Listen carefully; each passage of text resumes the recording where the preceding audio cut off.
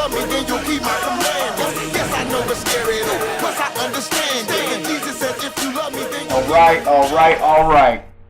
Travis Kinley here, coming with the first vlog, and we talking about love. Cause I'm sitting around the other day and I'm like, people do really radical things for love. You look at Romeo and Juliet, you look at Bonnie and Clyde, you look at Titanic, man. Just wild things happen over love, man. It'll take a rational person and make a rational person do irrational things over this love, you know. This love is so powerful. This love will drive me wild. You look at song lyrics and things like that. Love, love, love, love, love. I love my dog. I'm in love. I make love, love, love, love, love, love, right? So I'm like, what is love, man? What's love that it's so important and so powerful? Why is love so much more powerful than all of these other emotions like sad?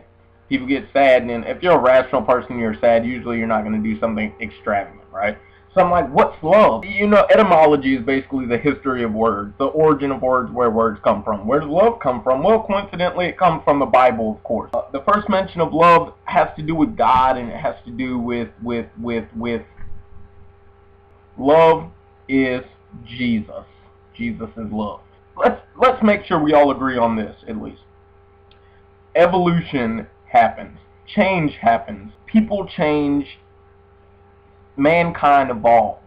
People survive. Say, just as being immune to specific viruses is an example of evolution, where survivors will last longer than the parent. Not in God's case. Malachi 3:6 says, I'm God, I don't change. It doesn't happen like that. But that is why Jacob's descendants will not die. Something in evolution is basically just change over time with traits and generations and genetics involved. But God said he isn't that. I am not that. I am not change. I am not man.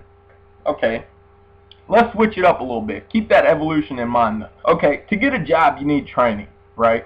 You join the military, you go to basic military training. Join the fire service, you go to fire recruit training. To get a job, you have to practice what you do to get good at it, to get perfect. You practice what you do to get perfect. Nurse practitioners practice health. You practice law when you're a lawyer. Doctors practice. Police, fire, and EMS, they all train. Military, you got to practice. They run drills on base and all of these war drills and things like that. If you're going to do it, you got to keep it 100 and do it well. You look at Ecclesiastes 9:10, it says if you're going to do it, keep it 100. Do it wholeheartedly. Do it. Well, the same should apply for love. If you're going to love, be good at it. Keep it 100.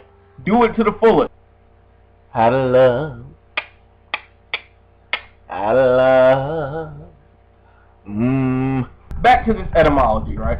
The first mention of love is in the Bible. So I look at the Bible and I'm like, okay, so what's the Bible saying about love? You know, 1 John 4:8 says, he who doesn't love has not even become acquainted. So I defined acquainted, and acquainted means one's slight knowledge of or friendship with someone. Slight knowledge. So he who does not love has not even become acquainted with God. He doesn't and never did know him, for God is love. God is love. Okay, is it backwards? God is love. I wish I could have pop up love. H2O is water. Biology is the study of life. The flu is a contagious virus that'll happen around in your respiratory system. OJ did it. Nah, I'm just kidding. Scratch that back. Calcium is atomic number 20. Is. All of these things are. This is this. So God is love. It's almost like it directly explains something to you. God is love. Basically, it's like they walk hand in hand like synonyms. So unless you define love only as what you perceive in the time you are living in, then to know love is to know God. If you want to know how to love, you have to know, per se, how to be like God, how to rock it like God, how to God. Teach me how to love, teach me how to love, teach me how to love, teach me how to love. What does God say love is then? Now, I'm not just talking about love your girlfriend, love your wife, love your mom, love your dad, but love, pure. Jesus said, top 2 commandments. Love God with your mind, body, and soul, and love your neighbor as you love yourself. Top 2. Ain't even gotten to the wife part yet. Husband, girlfriend, boyfriend, whatever. Love. So many things I like to tell you. but I'm afraid I don't know how. Okay, so if you look at that 1 Corinthians, chapter 13, starts at verse 3 or 4 or something like that, everybody knows that love is kind, love is patient, love is... Okay, so if you take the word love out and just replace God, what do you have? So I did that because since God is love, it would be God is patient and kind. God isn't jealous and doesn't brag about himself. He isn't cocky. He isn't rude and disrespectful. God isn't rude and disrespectful to others. He doesn't think about his own personal gain. God isn't like this. God isn't irritable. God doesn't remember how many times you did him dirty. God doesn't like it when injustice is done to someone else, but likes it when justice is served. God is ready for anything and always believes in all things in people. His hope never fades in any circumstances, and he endures through anything without letting up. God never fails. So if you just replace love with God, it describes God. Love. Okay, so you skip to verse 9 and 10. That same 1 Corinthians 13, it basically says that mankind's knowledge and prophecy, meaning teaching, like what you teach other people, mankind's prophecy and teaching is fragmentary, is broken, so to speak, until you put love with it, because love is perfect. You look at 1 John 4 and 18, it says, complete love is perfect. Okay, so our knowledge and teaching without love, without God, is fragmented, is broken. But with love, it is perfect, it is whole, it is made whole without fragments. So what is love then?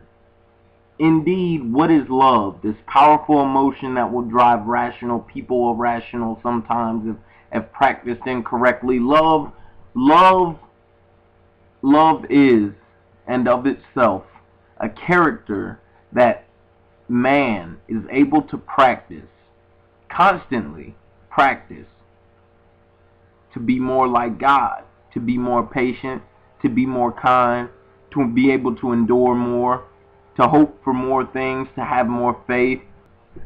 Love is a character that man is able to put on in order that we can please God. To be kind, to be patient, long-suffering, be able to bear all things, hope for all things, never be rude, never be proud, not boastful. Love is a character that we can. Philippians 2:13 says God will provide us with the desires and the actions we need to please him. Love is a character that we can put on to please God. Straight up. iLove with a lowercase I. It's your boy Travis Kinley, over and out. Peace. I'm living for him now. I ain't wasting time. Never turn back.